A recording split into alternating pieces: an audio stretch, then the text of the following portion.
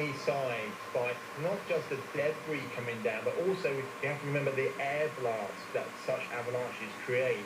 These air blasts, they could knock tents flat, they can even pick people up and literally hurl them across the mountainside. So it would have been a very confusing, very frightening and very dangerous situation.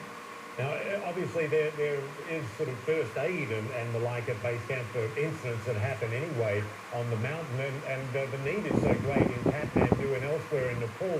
What is the need on the mountain at the moment? One imagines they're dealing with, what kinds of injuries are you hearing about? Well, all sorts of injuries. Every space camp is relatively lucky in so much that there is a manned medical post there throughout the climbing season, which we are in now. So there are most teams will have trained doctors, and there is a medical facility there. They will probably be stretched to breaking points. It's certainly not like some of the very remote areas that have been struck in other areas of Nepal. So there is a relatively good infrastructure already in place. They dealt with the avalanche that killed 16 Sherpas last year extremely well.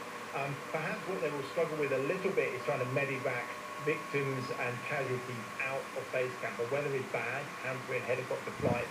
And of course we have to bear in mind, we're perhaps looking at 18 plus victims, multiple casualties, but compared with the 1,000, 1,500 plus fatalities that are occurring in other places in Nepal, then perhaps Everest Base Camp is slightly lower down on the list of where helicopters need to fly to bring people in and out. However, what will be quite interesting is we are at the moment unsure how many Western climbers have been killed or injured for that matter, and whether that would have any influence on whether choppers fly to Everest Base Camp perhaps as opposed to other areas. I don't know if you've been able to hear, but describe to us the situation. I mean, we're talking about base camp and injuries, deaths. You're saying you're hearing 18 deaths on the mountain. What about those who are mid-climb or at the top or on their way down?